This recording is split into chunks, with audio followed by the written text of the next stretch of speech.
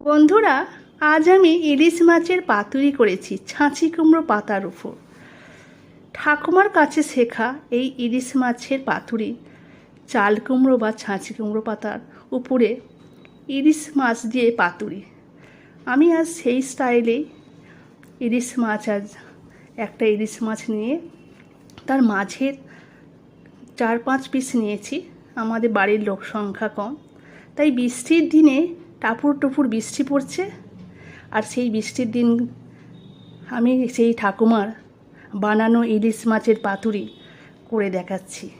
সর্ষে পোস্ত আমি বেটে নিয়েছি, তার সাথে কাঁচা লঙ্কা নিয়ে একটা একটা করে মাছ আমি সুন্দর করে মাখিয়ে পাশে রেখে দিয়ে ছাঁচি কুমড়ো পাতাগুলোকে সুন্দরভাবে ধুয়ে তার মধ্যে একটা একটা করে মাছ দিয়ে সুন্দর করে ভাঁজ দিয়ে রেখে দিয়েছি পাশে।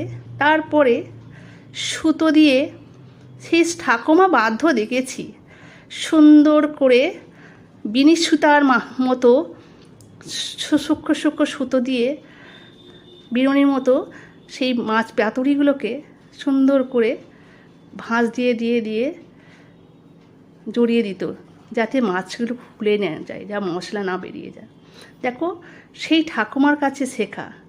বৃষ্টির দিনে দাওয়াতে বসে গৃহস্থ বাড়িতে প্রচুর লোকজন, 1 পিস করে প্রত্যেকের পাতে পড়তো এই একটা করে পাতুরি। সে টেস্ট আলাদা। দুপুরে গরম ভাত, তার সাথে ইলিশ মাছের পাতুরি। তারপরে ঠাকুমা করতো কি, একটা বাটিতে নিয়ে ভাপিয়ে নিত ইলিশ মাছগুলো, তারপরে প্রত্যেকের পাতে দিত। ওহ, কি দারুণ স্বাদ! বন্ধুরা, এরকম করে ভাবে ভালো লাগলে সাবস্ক্রাইব করবেন।